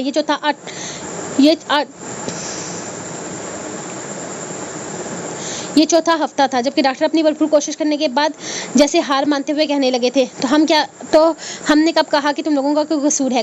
کوئی قصور نہیں ہے تم لوگوں کا، تم لوگ بہت اچھے سے اپنا کام کر رہے ہو، ایسا ہی کرو، اب اس کو جان کو خطرہ تو نہیں ہے نا؟ بالا نے دیکھتے ہوئے کہنے لگا، آج بھی اس نے لوگوں کو لیے اسپیشل کھانا بنوایا تھا۔ جی سر، بہت شکریہ، آپ کی سمجھنے کی کوشش کر رہے ہیں، لیکن یہ بھی تو سمجھے نا کہ ہمیں یہاں سے جانا ہے، ہر وقت بندوقیں سر پر ہوتی ہیں، خوف آتا ہے ہمیں اس ماحول سے، ہمیں اسپتال جانا ہے، ہمارا کام ہے، اسپتال میں ہزاروں پیشنٹس ہوتے ہیں جن کا ہم علاج کرتے ہیں، ہماری جاب کا سوال ہے۔ وہ تقریباً کوئی 11 ڈاکٹر تھے جو پچھلے 1 ہفتے سے یہیں پر تھے، تو میں نے تم لوگوں کو کہا تو صحیح کہ تم لوگوں کو تنہا یہاں سے مل جائے گی، بلکہ جتنی طرح تم لوگوں کو اسپتال سے ملتی ہے اس سے 3 گنا زیادہ تو میں دوں گا۔ پھر کیا مسئلہ ہے تم لوگوں کو یہاں پر؟ اچھا کھانا مل رہا ہے، رہنے کے لیے اچھا جگہ مل گئی ہے، فل فرنیشن روم کے ساتھ ایئر کنڈیشن ماحول مل رہا ہے۔ مجھے نہیں لگتا تم لوگوں کو کسی بھی ایسی چیز کی ضرورت ہے جو اس اسپتال میں یہاں سے زیادہ مہیا کی جاتی ہے۔ اگر تم لوگوں کی پرائیویسی کی بات کی جائے تو وہ بھی تم لوگوں کو الگ سے مہیا ہے، بھی کس چیز کی کمی ہے تمہیں یہاں پر جو تم یہاں سے واپس جانا چاہتے ہو؟ تم لوگوں तुम लोगों के बारे में मुकम्मल इन्फॉर्मेशन ली है हमने। तुम सब लोग यहाँ रहने वाले नहीं हो, यानी कि अपनी अपनी फैमिली से मिलने के लिए तुम 2-3 महीनों के बाद ही जाते हो। तो फिर ऐसी कौन सी प्रॉब्लम हो रही है तुम लोगों को यहाँ रहते हुए? बताया तो सही, जैसे ही सरदार को होश आ जाएगा और सरदारनी बिल्कुल ठीक हो जाएगी तो तुम लोग यहाँ से जा सकते हो। तो फिर क्या मसला है तुम लोगों को यहाँ पर रहते हुए? कौन सी ऐसी चीज़ है जो तुम्हें यहाँ पर टिकने नहीं दे रही? आपके बाला को गुस्सा आने लगा था। वो चारपाई सहन में बिछाई वहीं बैठा हुआ था, जबकि वो 11 की 11 डॉक्टर इसके पास खड़े से समझा रहे थे कि नहीं वापस जाना है। सर, हम आपकी बात को बहुत अच्छी तरीके से समझते हैं। बेशक आपने यहाँ पर हमें हर तरह की सहूलत मुहैया की है। हमें ऐसी किसी चीज़ की ज़रूरत नहीं जो यहाँ और हमें यहाँ पर ना मिले, लेकिन मसला ये है कि हम यहाँ खौफ में रहते हैं। बात बात पर हमें जाने का डर रहता है। आपकी सरदारनी खाना नहीं खाएगी तो हमें गोली मार दी जाएगी। आपकी सरदारनी अपना ख्याल नहीं रखेगी तो हमें गोली मार दी जाएगी। आपकी सरदारनी अगर जिद करेगी तो हमें गोली मार दी जाएगी। आप ही बताइए हमारा क्या कसूर है? अगर इस कबीले की सरदारनी नॉर्मल नहीं हो पा रही तो बस एक ही जिद कर रही है कि इसे नीचे अपने शोर के पास जाना है और इसके शोर के पास जाना और इसके शोर के पास आप जाने नहीं दे रहे। तो आप ही बताइए हम इसको किस तरह से कंट्रोल करें? डॉक्टर हिम्मत करते हुए बोली थी। मेल डॉक्टर तो ऊपर नहीं जाते थे और ना ही इसे किसी मेल डॉक्टर से इलाज करवाया था, लेकिन फीमेल डॉक्टर तो हर वक्त इसके पास ही रहती थी। बल्कि पास क्या रहती थी, इन लोगों को तो इजाज़त भी ना थी शाम 4 बजे तक इसके कमरे से निकलने की, और रात के लिए इसने अलग से 2 नर्सेस रखी हुई थी जो इसके कमरे में सोती थी। शुरू में तो डॉक्टर भी इसके कमरे में ही सोती रहती थी, फिर इसकी ड्यूटी टाइमिंग ऐसे चेंज कर दिए गए थे जैसे वो सचमुच में किसी अस्पताल में रहते हैं। देखो डॉक्टर, मैं तुम्हारी बात को समझ रहा हूँ, जान का डर तो सबको ही होना चाहिए। मैं समझ सकता हूँ तुम्हें भी जान का डर है, लेकिन बात फिर भी वही है ना कि तुम यहाँ पर सरदारनी का ख्याल रखने के लिए लाया गया है। इसकी हर ज़रूरत को समझना तुम्हारा काम है। अगर वो परेशान होती है, टेंशन लेती है, जिससे इसकी तबीयत खराब होती है, तो वो तुम्हारी ही जिम्मेदारी है इसे किस तरह से टेंशन से निकालना है या इसे किस तरह से परसुकून करना है। सब जब तक वो नॉर्मल नहीं हो जाती तब तक तुम यहाँ से नहीं जा सकते, और बार बार यहाँ शिकायतें लेकर आने का कोई फ़ायदा नहीं है। अब बेहतर यही रहेगा कि तुम जिस काम के लिए यहाँ लाई गई हो वो करो, क्योंकि अगर सरदारनी को किसी भी तरह का कोई नुकसान पहुँचाया, फिर इसकी तबीयत खराब हुई, तो फिर मैं हिसाब किताब पर उतराऊंगा, और मेरा हिसाब किताब बिल्कुल भी अच्छा नहीं है। ये ना हो कि यहाँ से जाने की हसरत तुम्हें यहाँ से चरकंदू पर ले जाने पर मजबूर कर दे। और तुम्हारी ये नर्सिस कल सरदारनी से ऊंची आवाज़ में बात कर रही थी। एक बात कान को सुन लो, इस कबीले का सरदार भी सरदारनी से ऊंची आवाज़ में बात नहीं करता, इसलिए बेहतर होगा कि अपनी इस नर्स की ज़ुबान पर अब भी से कंट्रोल करो, वरना काटने में वक्त नहीं लगेगा। ये ना हो कि ज़िंदगी भर के लिए बोलने से महरूम हो जाए। तुम्हें यहाँ रुकने के लिए पूरी कीमत अदा की जाएगी, और सबसे बढ़कर यहाँ रुकने की सबसे बड़ी कीमत होगी तुम्हारी ज़िंदगी, तुम्हारी सांसें। यही समझो कि फिलहाल तुमने अपनी सांसें गिरवी रखी हुई हैं। जब तक सरदारनी ठीक नहीं हो जाती तब तक के लिए और याद रखना, फिलहाल सरदार वाला डाकू है जो एक गलती माफ़ कर देता है। अगर यहाँ का सरदार इस वक्त दिलदार होता तो वो समझने के लिए वक्त ज़ाया नहीं करता। अब तुम जा सकते हो, समझाने के लिए वक्त ज़ाया नहीं करता। अब तुम जा सकते हो यहाँ से। यहाँ बार बार आने से बेहतर है कि अपने पेशेंट्स को देखो, इनका ख्याल रखो, क्योंकि तुम्हारे यहाँ से जाने की कीमत इन दोनों की सदियाबी है। वो कहते हुए चारपाई से उठने लगा। सरदार के कमरे की तरफ चला गया था, जबकि वो सब मजबूर फिर अपने ठिकानों की तरफ जाने लगे। सरदार ठीक था लेकिन कोमा में था। अब इसकी जान को कोई खतरा नहीं था, लेकिन फिर भी इसे होश नहीं आ रहा था। कब तक होश आना था डॉक्टर्स को कुछ भी पता नहीं था। यहाँ तक कि बाला ने ज़बरदस्ती डॉक्टर को यहाँ पर कैद करके रखा था। जब तक वो ठीक नहीं हो जाता इसका हरगिज़ कोई इरादा नहीं था कि इन्हें यहाँ से जाने देने का। सरदार को कभी भी डॉक्टर की ज़रूरत पेश आ सकती थी। ऐसे में इन डॉक्टर्स को वापस वो तब तक नहीं जाने देना चाहता था जब तक इसे होश ना आ जाए। इसकी हालत कभी भी ख़राब हो सकती थी। अभी तक तो इसकी जख्म भी नहीं पड़े थे। वो किसी तरह का रिस्क लेना नहीं चाहता, इसलिए 24 घंटे इन डॉक्टर्स को अपने सर पर सवार कर रखा था। इसने साफ अल्फाज में कह दिया था कि कोई भी डॉक्टर तब तक यहाँ से नहीं जा सकता जब तक सरदार बिल्कुल ठीक नहीं हो जाता। हालांकि वहाँ पर भी पाबंदियाँ लगी हुई थी। वो अपने कमरे से बाहर नहीं निकल सकती, निकलती भी थी तो भी वो नीचे मैदान की तरफ नहीं आ सकती थी। ऐसा बाला का हुक्म था। वो खुद को बाला के हुक्म की पाबंद हरगिज़ नहीं समझती थी, लेकिन कल जब वो नीचे गई तो बाला ने अच्छा खासा गुस्सा कर दिया था इस पर। यहाँ तक कि ये भी कह दिया था कि आज सरदार जिस हालत में है इसके पीछे की वजह सिर्फ और सिर्फ वही है। ना वो जिद करती, ना इसकी पुलिस वाले यहाँ आने का मौका मिलता, और ना ही इतना सब कुछ होता। आज अगर इसकी जान खतरे में है तो इसके पीछे की वजह वही है। इसने मोहब्बत का इम्तहान लिया है। अगर वो इसके हर जिद पूरी करता है, इसकी हर बात मानता है, तो इसका ये मतलब नहीं कि इसकी जान को ही खतरे में डाल दिया जाए। और यहाँ से बात सरदार की ही नहीं थी जो इसकी मुस्कुराहट पर जान देने को तैयार था। यहाँ बात इन बाकी डाकुओं की थी जो अब अपनी जान गंवा चुके थे। इसने कोई लिहाज नहीं रखा था, इसलिए साफ साफ कह दिया था कि यहाँ मरने वाले जितने भी डाकू हैं इनके पीछे की वजह दुआम की बेजा जिद है। यहाँ तक कि जब वो नीचे गई थी वहाँ बहुत सारे डाकू थे और सब के सामने इसने कहा था कि जब तक सरदार को होश नहीं आ जाता तब तक कि वो इनके लिए एहतराम के काबिल है। वो सरदार की गैर मौजूदगी में इसकी बीवी के साथ किसी तरह की बदतमीजी नहीं करना चाहते। लेकिन ये बात भी किसी से छुपी हुई नहीं थी कि अगर आज इनका कबीला इनकी सरदार से महरूम हुआ था तो वजह वही थी, जिसकी सजा ये है कि इसे सरदार से नहीं मिलने दिया जाएगा तब तक जब तक सरदार खुद इसे बुलाना ले। मतलब साफ था कि जब तक इसे होश नहीं आता तब तक वह सरदार से नहीं मिल सकती। इनकी तरफ से फिलहाल के लिए यही सजा थी। बाकी सजा सरदार ने देनी थी, और सरदार ने क्या सजा देनी थी कोई नहीं जानता था। वो सोई नहीं थी जब इसके साथ मौजूद दोनों नर्सें गहरी नींद सो चुकी थी। एक सामने सोफे पर सोई हुई थी जबकि दूसरी इसके पास ज़मीन पर सोई हुई थी। इन्हें रात को जागने के लिए ही रखा जाता था, क्योंकि दिन में सोने के लिए इन्हें अलग कमरे दिए गए थे। लेकिन फिर भी बिना कोई बात किए, बिना कोई काम किए वो कितनी ही देर जाग सकती थी। इस वक्त सुबह के तकरीबन 2:45 बज चुके थे और कमरे में बिल्कुल खामोशी फैली हुई थी। नीम बल्ब की रोशनी में इसने बिना आवाज़ पैदा करते हुए आहिस्ता से उठना चाहा था। जब नीचे कलीन पर मौजूद लड़की ने हल्की सी हरकत दी, इसने फौरन वापस लेते हुए आंखें बंद कर ली। थोड़ी ही देर बाद इसे एहसास हुआ कि वह लड़की दोबारा सो चुकी है। इसने फिर से दब्बे पर उठने की कोशिश की और अब की दफ़ा वो कोशिश में कामयाब हो गई थी। वो आहिस्ता से कदम उठाती दरवाजे की तरफ बढ़ने लगी।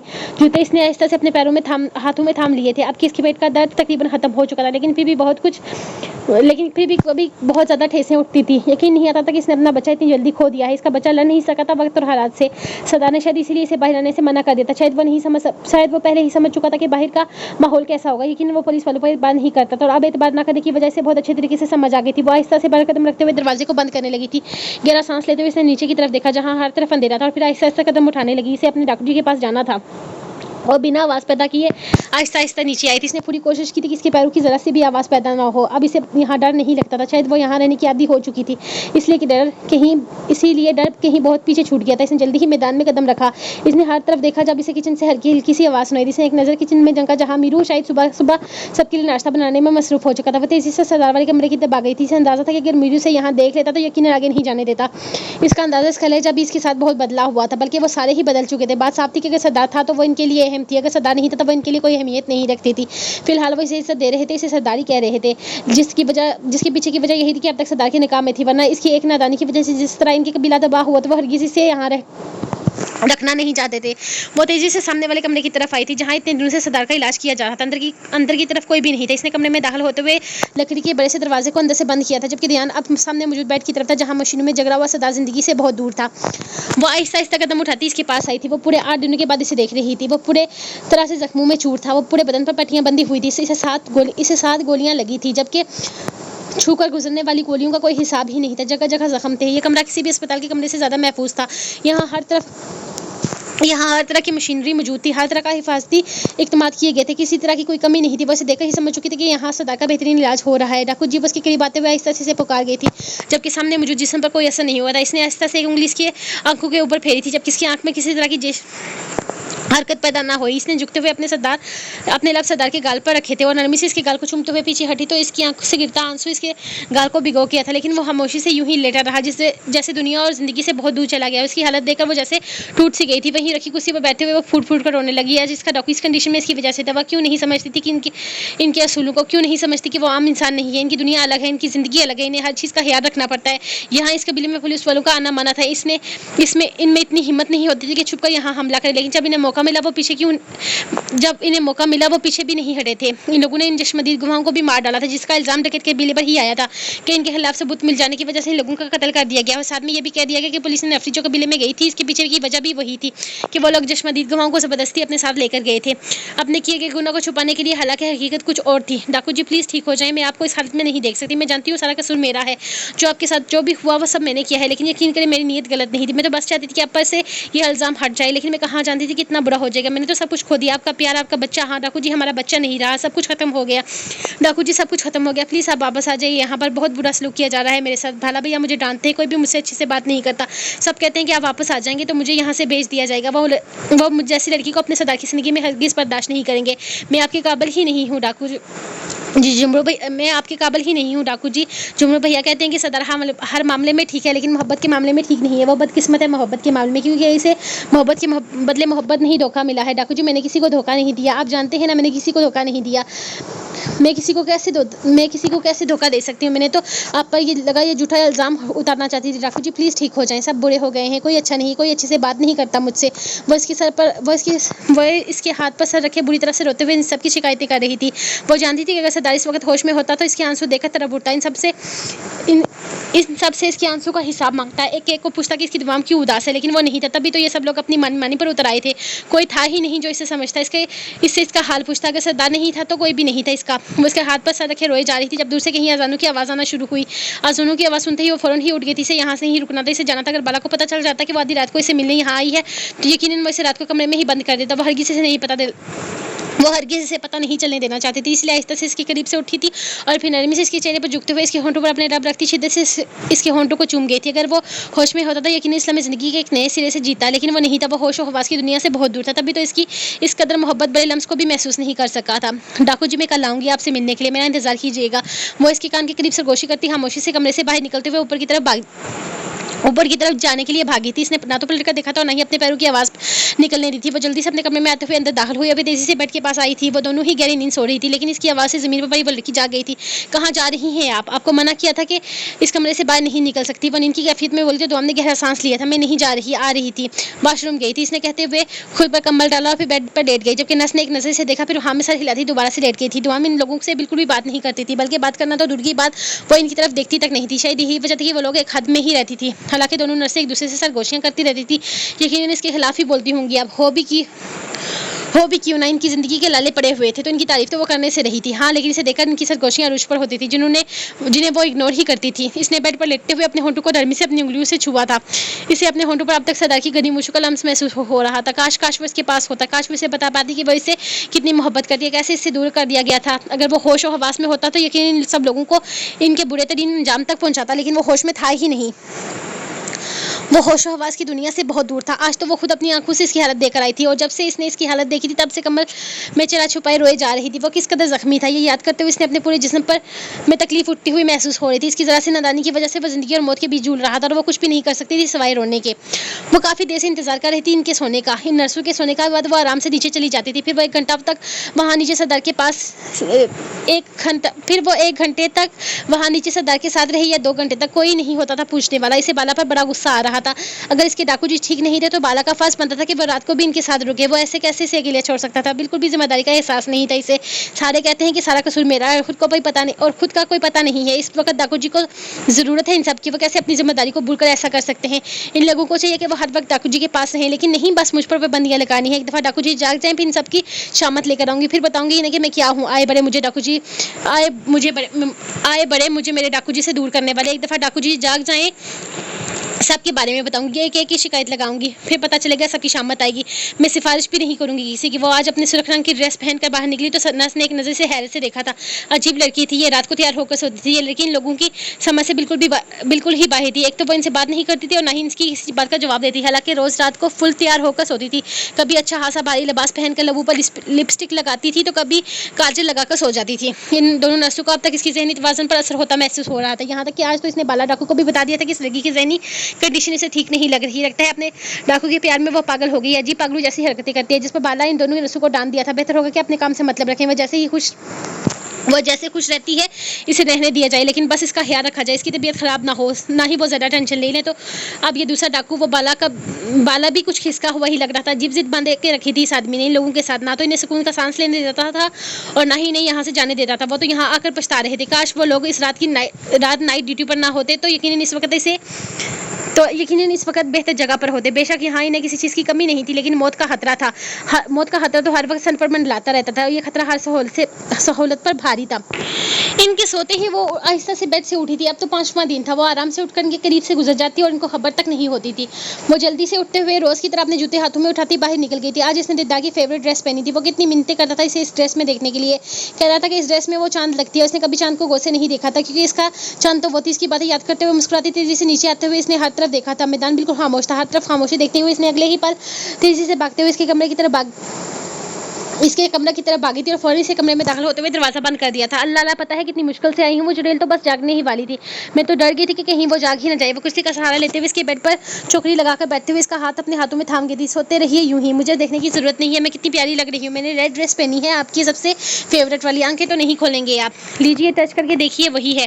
ڈاکو جی میں کیا سوچ رہی تھی, آپ نا میرے ساتھ اوپر والے کمرے میں چلے, میں خود آپ کا خیال رکھوں گی. یہاں بالا بھیا آپ کا بالکل بھی خیال نہیں رکھ رہے. روز آپ کو آپ یہاں اس کمرے میں چھوڑ کر چلے جاتے ہیں. وہ سیدھی ہو کر اس کے پاس لیٹتے ہوئے آہستہ سے اس کے چہرے کو دیکھتے ہوئے بول رہی تھی. اس کی باتیں ختم نہیں ہو رہی تھی جبکہ وہ بالکل خاموش تھا. زخم آہستہ آہستہ بڑھ رہے تھے, لیکن وہ ہوش و حواس کی دنیا سے بہت دور تھا. لیکن اس کے باوجود بھی ڈاکٹر کو سزا ملی ہوئی تھی. شاید انہیں سزا ان کی ڈگری کی ہی ملی تھی جو انہوں نے غلطی سے لے لی تھی, کیونکہ ڈگری لینے سے پہلے وہ ہرگز نہیں جانتے تھے کہ انہیں سردار کا علاج کرنے کے لیے یہاں پر قید کر دیا جائے گا. اور اس وقت وہ سچ میں یہ ڈگری لینے پر پچھتا ہی رہے تھے, جبکہ سردار کی بیوی نے ان فیمیل ڈاکٹر اور پروفیسر کو پریشان کر کے رکھا ہوا تھا. آپ کو پتہ ہے وہ نرس مجھے عجیب طریقے سے دیکھ رہی تھی. مجھے پکا یقین ہے نظر لگانی ہوگی مجھے. آج میں نے کاجل بھی لگایا ہے, لپسٹک بھی لگائی ہے, اور ادھر دیکھیں تو صحیح ادھر دیکھیں تو صحیح نا، وہ آہستہ سے اس کا چہرہ اپنی طرف کرتے ہوئے اس کی بند آنکھوں پر باری باری لب رکھ رہی تھی. نہیں دیکھیں گے نا مجھے، بالکل نہیں دیکھیں گے، نخرے دکھائیں گے، بدلہ لے رہے ہیں نا آپ مجھ سے. میں آپ کو نخرے دکھاتی ہوں تو آپ کیسے پیچھے رہیں؟ ڈاکو جی میں ناراض ہو جاؤں گی، اور آپ جانتے ہیں میری ناراضگی بہت سخت ہے. اٹھ جائیے نا، آپ کو اس طرح سے سونے کی اجازت کس نے دی؟ آپ تو میرے سونے کے بعد بھی نہیں سوتے تھے، تو پھر آپ میرے جاگتے ہوئے آپ کیسے سو رہے ہیں؟ اٹھ جائیے نا پلیز، اٹھ جائیے. آپ کو اس طرح سے سوتے دیکھ کر مجھے بالکل بھی اچھا نہیں لگ رہا. پلیز اٹھ جائیں، آپ کو میری قسم میں سب کچھ کھو چکی ہوں. ڈاکو جی ہمارا بچہ، میں آپ کی امانت کا خیال نہیں رکھ سکی، میں بالکل بھی اچھی ماں نہیں تھی. میں نے آپ کی امانت کو کھو دیا، میں نے سب کچھ کھو دیا. ڈاکو جی میں آپ کو نہیں کھو سکتی، میرے پاس کوئی نہیں ہے، کوئی بھی نہیں ہے. آپ جانتے ہیں نا سوائے آپ کی میرا اس دنیا میں اور کوئی نہیں ہے. تو پھر کیوں نہیں آنکھیں کھول رہے؟ کیوں نہیں واپس آ رہے میرے پاس؟ کیا اب میری باتیں آپ کو سنائی نہیں دے رہی؟ کیا میری آہٹ آپ نے محسوس نہیں کر پا رہے؟ وہ اس کی گردن میں چہرہ چھپاتی پھٹ پھٹ کر رونے لگی، اور پھر کتنی ہی دیر روتی رہی، لیکن اس انسان پر بالکل کوئی اثر نہیں ہوا تھا، جیسے وہ پتھر کا ہو چکا تھا. وہ کتنی ہی دیر یوں ہی اس کے سینے سے لگی اپنے دل کا درد کم کرتی رہی. پھر سر اٹھا کر اسے دیکھتے ہوئے اپنی آنکھوں کو صاف کرنے لگی. اس کی آنکھوں میں آنسو اسے پسند نہیں تھے، لیکن وہ روز اس کے پاس بیٹھ کر کتنے گھنٹوں تک آنسو بہاتی تھی. اللہ، آپ کے نیلز کتنے بڑے ہو گئے ہیں، کسی کو احساس ہی نہیں ہے آپ کا. میں آپ کے نیلز کاٹ دیتی ہوں، بڑے بڑے بنے رہتے ہیں. سردار ہمارا دوست ہے، سردار ہمارا یار ہے، ہم اسی حکم کے غلام ہیں، اور آپ کا خیال ہی نہیں رکھتا. مجھے بھی نہیں رکھنے دیتے، مجھے تو آپ سے ملنے ہی نہیں دیتے. میں تو چوری چوری آتی ہوں آپ سے ملنے کے لیے. وہ کمرے میں ہر طرف نیل کٹر ڈھونڈ رہی تھی. ڈاکو جی مجھے لگتا ہے یہاں پر نیل کٹر نہیں ہے، میں صبح لے کر آؤں گی آپ کے لیے. وہ کچھ سوچتے ہوئے دوبارہ اس کے پاس بیٹھی، اس کے ہاتھ کو اپنے ہاتھوں میں لے چکی تھی. وہ اپنی ذات سے ذرا لاپرواہی برداشت نہیں کرتا تھا. اب اسے اس حالت میں دیکھا اسے بالکل اچھا نہیں لگ رہا تھا. وہ اسے اپنے پاس رکھنا چاہتی تھی، وہ اس کا خیال رکھ سکتی تھی، لیکن ڈاکو بالا تو اسے اس کے آس پاس بھی نہیں بھٹکنے دیتا تھا. خیال رکھنا تو بہت دور کی بات تھی. وہ اس کے پاس بیٹھی یوں ہی چھوٹی چھوٹی باتیں کرتی رہی. کبھی وہ اس کے بالوں کو چھیڑتی، کبھی اس کی آنکھوں کی پلکوں پر اپنی انگلی پھیرتی، نہیں تو اس کی داڑھی کے ساتھ چھیڑخانی کرتی رہتی. کبھی اس کی مونچھوں کے بالوں کو تاؤ دیتی. اس کے پاس کرنے کے لیے بہت ساری باتیں تھی. وہ اس کے ساتھ تقریباً 2-3 گھنٹے تو آرام سے گزارتی تھی، اور ان 2-3 گھنٹوں میں اس کی بولتی نہیں بند نہیں ہوتی تھی. کبھی وہ ہنستی، کبھی کھیلتی، کبھی رونے لگتی، کبھی سب کی شکایتیں کرنے لگتی. وہ مسلسل بولتی رہتی تھی. کبھی اس کی ایک سائڈ ہاتھی، کبھی دوسری سائڈ. کبھی اس کے بیڈ پر چوکڑی مار کر بیٹھ جاتی، کبھی اس کے ساتھ لیٹ جاتی. کبھی کبھی تو اس کے جذبات کو جگانے کے لیے چھوٹی موٹی شرارتیں بھی کرتی، لیکن وہ پوری طرح سے ہر چیز سے بیگانہ تھا، جیسے اسے دنیا جہان کا کوئی ہوش ہی نہیں تھا. دور کہیں سے آسانوں کی آواز آئی تو اسے اٹھنا پڑا. اس کے جانے کا وقت ہو چکا تھا. اچھا میں چلتی ہوں، ورنہ وہ ہٹلر آ جائے گا اور پھر میری چھوری پکڑی جائے گی. تو پھر وہ رات کو بھی کوئی سیکیورٹی گارڈ رکھ لے گا میرے کمرے میں. مجھے بالکل اچھے نہیں لگتے بالا بھیا. جب آپ ہوش میں آؤ گے نا، سب سے پہلے ان کو پھینٹی لگانا. وہ نرمی سے اس کے گالوں کو چومتے ہوئے اس کے لبوں پر آئی، اور پھر پوری شدت سے اس کے لبوں کو چومتے ہوئے پیچھے ہٹی تھی. کل آؤں گی ملنے کے لیے، اور ہاں کل نا میں بلو کلر کی وہ ساڑی پہنوں گی جو آپ نے مجھے دلائی تھی. یاد ہے نا آپ کو؟ نہیں یاد ہوگی کوئی بات نہیں، جب کل مجھے دیکھیں گے نا وہ ساڑی، تو آپ کے ہوش اٹھ جائیں گے، تب سب کچھ یاد آ جائے گا. جا رہی ہوں میں، اپنا خیال رکھیے گا، کل ملتی ہوں. وہ کہہ کر پلٹی ہی تھی جب اسے اپنے دوپٹے پر ہلکی سی گرفت محسوس ہوئی. اس کا دل زور سے دھڑکا. اس لمحے کے 1000ویں حصے میں پلٹ کر دیکھا تو اس کا دوپٹہ اس کے بیڈ کے لوہے کے ساتھ الجھا ہوا تھا. اس نے گہری سانس لے کر اس کے چہرے کی طرف دیکھا. اف ڈاکو جی، آپ کی شرارتیں ختم نہیں ہوتی، سکون نہیں ہے نا آپ کو؟ اگر ہاتھ سے نہیں روک پا رہے تو بیڈ کو بھی اپنے ساتھ شامل کر لیا. چھوڑے، مجھے جاننا ہے. مجھے آپ کے دوست صاحب آ گئے نا تو میری ساری پلاننگ پر پانی پھر جائے گا. پھر یہ شکل دیکھنے کو نہیں ملے گی. چلیں جاتی ہوں میں، خدا حافظ. وہ جاتے جاتے ایک دفعہ پھر اس کے لبوں کو چومتے تیزی سے باہر بھاگ گئی تھی. امی آپ ناراض کس بات پر ہیں؟ یہ بھی تو بتائیے نا. وہ جب سے گھر آیا تھا امی اس سے خفا سی تھی، اور ان کی ناراضگی کی وجہ وہ سمجھ نہیں پا رہا تھا. ناراض نہیں ہوں تم سے، بس تمہاری اس نوکری سے اکتا چکی ہوں. یا تو چھوڑ دو اسے، یا پھر اس نوکری کے ساتھ اپنی ذمہ داریوں کو سمجھنے کی کوشش کرو. اگر تم ذمہ داریاں نہیں نبھا سکتے نہ، تو تمہیں اس طرح کے کسی کام کو کرنے کی ضرورت ہی نہیں ہے. دیکھو ریان، تمہاری ایک زندگی ہے، خود کو پوری طرح سے اپنے کام میں مت جھونکو. اب تمہارے ساتھ کسی اور کا بھی نام جڑا ہے، کسی اور کی زندگی جڑی ہے. وہ لڑکی 22 دن سے اس گھر میں ہے. تمہیں ایک دفعہ خیال نہ آیا کہ وہ کچھ اور نہ صحیح اس کے مہکے ہی لے جاؤ. اگر وہ تمہاری پریشانیاں سمجھتی ہے، تم سے شکایت نہیں کرتی، تو اس کا یہ ہرگز مطلب نہیں کہ تم اس کی ذمہ داریوں سے منہ پھیر لو. میں سمجھ سکتی ہوں تم ایک سپاہی ہو، تمہاری بہت ساری ذمہ داریاں ہیں ملک کو لے کر، لیکن تمہاری کچھ ذمہ داریاں اس لڑکی کے ساتھ بھی جڑی ہوئی ہیں. اگر تم اس کی شادی کو صحیح طریقے سے نبھانا نہیں تھا تو بھی تمہیں شادی کرنے کی ضرورت کیا تھی؟ امی جیسے پھٹ پڑی. وہ کتنے ہی دنوں سے اس کی یہ ساری باتیں کرنا چاہتی تھی، لیکن معاملات بگڑتے ہی جا رہے تھے. پہلے اس کی شادی اس طرح کا ماحول میں ہوئی کہ وہ کچھ کہنے کے قابل ہی نہ رہی، اور بعد میں ریان نے جس طرح کا کام کو سیریس لے لیا تھا، وہ خود بھی پریشان ہو گئی تھی. ایک ایکسیڈنٹ، پھر دوسرا ایکسیڈنٹ، اور اب تو گولیاں کھائے بیٹھا تھا، لیکن پھر بھی اس کو اپنے کام پر ہی جانا تھا. اس کی کوئی زندگی ہی نہیں تھی. وہ تو پریشان ہو گئی تھی اس کی روٹین سے. اگر یہی سب کچھ چلتا رہا تو رباب کے ساتھ سخت ناانصافی تھی. اس بچی کا کیا قصور ہے؟ صرف اتنا کہ اس کے گھر میں اپنے شوہر کی ہر طرح کی پریشانی کو سمجھنے کی کوشش کر رہی تھی. لیکن ریان بھی تو سمجھے، وہ کوئی چھوٹا بچہ تو نہیں تھا کہ سمجھ نہیں سکتا رباب کی کنڈیشن. وہ کچھ کہتی نہیں تھی. اس کا یہ مطلب تو نہیں تھا کہ وہ اپنی ذمہ داریوں سے نظریں چرا لی جائیں. امی میں آپ کی بات کو سمجھتا ہوں، یقین کریں مجھے اپنی ذمہ داری کا بہت اچھے سے احساس بھی ہے، لیکن مجھے فی الحال کے لیے اس کیس کو سمجھنے کی اجازت دے دیجیے. میں لے کر جاؤں گا رباب کو کہیں گھمانے کے لیے، لے کر جاؤں گا، اسے گاؤں بھی لے کر جاؤں گا. بلکہ میں تو کہتا ہوں کہ اگر وہ چاہے تو کل ہی اپنے ساتھ لے جاؤں گا اور شام کو واپس لے آؤں گا. لیکن اب یہ چاہتے ہیں کہ میں گھر پر بیٹھ جاؤں، تو ایسا ممکن نہیں. فی الحال میری بہت ساری ذمہ داریاں ہیں جنہیں نبھانا ہے. میں خوش قسمت ہوں اس معاملے میں مجھے ایک سمجھنے والی بیوی ملی. لیکن آپ ٹھیک کہتی ہیں، میری بھی کچھ ذمہ داریاں ہیں جن سے میں نگاہیں چرا رہا ہوں. میں آپ سے وعدہ کرتا ہوں کہ اب آپ کو مایوس نہیں کروں گا اور نہ ہی اپنی ذمہ داریوں سے منہ پھیروں لوں گا. بس فی الحال مجھے چھٹیاں کرنے کے لیے نہ کہیں. فی الحال مجھے بہت کچھ سمجھنا ہے, بہت کچھ دیکھنا ہے. اس وقت اگر اپنا کام سے نظر چرا لوں گا تو شاید میری اس وردی کو پہننے کا کوئی مقصد ہی نہیں رہے گا. وہ ان کے گھٹنوں پر ہاتھ رکھے آہستہ آہستہ ان کے گھٹنے دبا رہا تھا. ارادہ انہیں منانے کا تھا. میں کچھ نہیں جانتی, کچھ بھی نہیں ریان, بس اتنا جانتی ہوں کہ تم کل ہی رباب کو گاؤں لے کر جاؤ. اس کا بھی تو دل کرتا ہے اپنے مائکے جانے کا, اپنے گھر والوں سے ملنے کا. نہ تو ان لوگوں نے کوئی رابطہ کیا ہے اور نہ ہی تم لوگوں اسے لے کر گئے ہو. 22-23 دن ہو گئے ہیں اسے اس گھر میں رہتے ہوئے, لیکن مجال ہے جو تمہیں خود ہی خیال آ گیا ہو کہ اس کا بھی کہیں جانے کا دل کرتا ہوگا. اور اس وقت بھی تم بالکل ٹھیک لگ رہے ہو. اگر تمہیں اپنی نوکری کرتے ہوئے یاد نہیں رہتا کہ تم زخمی ہو تو بیوی کے فرائض نبھاتے ہوئے بھی یاد نہیں رہنا چاہیے. جاؤ اسے ابھی اپنے ساتھ کہیں باہر لے کر جاؤ. اسے گھما کر لاؤ. جب سے آئی ہے اس گھر میں بند ہو کر رہ گئی ہے. اس کو کہیں باہر لے کر جاؤ. ایک دن میں وہ گھر سے باہر نہیں نکلی. اس بچے کا بھی دل کرتا ہوگا اس چار دبائی سے باہر نکلنے کا. شادی کے بعد ایسی زندگی تو نہ سوچی ہوگی اس نے. امی نے مزید ڈانٹا تو وہ فوراً ہاں میں سر ہلاتے ہوئے اٹھ گیا تھا. امی ٹھیک ہی تو کہتی تھی, وہ بہت دنوں سے صرف اور صرف اپنی ذمہ داریوں سے نگاہیں چھڑا رہا تھا. بابا اس کا تعلق اب اتنا مضبوط نہیں ہوا تھا کہ وہ اسے اپنی آس پر بٹھائے رکھے. نہ تو وہ اسے گھر لے کر گیا تھا اور نہ ہی اپنے ساتھ کہیں باہر لے کر گیا تھا. یہاں تک کہ ہنی مون پر سوار جانے کا ارادہ بھی تو وہ اپنے کام کی وجہ سے کینسل کر چکا تھا. لیکن مجال تھی کہ رباب کے لوگوں پر کوئی شکوہ یا شکایت لائی ہو. وہ بالکل خاموش تھی. وہ تو پہلے ہی جانتا تھا کہ شادی کے بیچ میں کوئی معاملات کی وجہ سے وہ پہلے ہی سے بدظن ہے اور اس نے بہت غلط کیا تھا. اس کی غلط فہمی کو دور کرنے کے بجائے وہ اسے نارمل دے کر اپنی ذمہ داریوں میں مگن ہو گیا تھا. فی الحال اس نے ہنی مون پر جانے کا ارادہ اس لیے کینسل کر دیا تھا کیونکہ وہ اپنے کام میں چھٹی نہیں کر سکتا تھا. لیکن اب اسے احساس ہو رہا تھا اس نے نہ تو رباب کو سمجھنے کی کوشش کی اور نہ ہی رباب کی طرف اس کا کوئی رباب اس کی طرف کوئی جھکاؤ دکھا رہی تھی.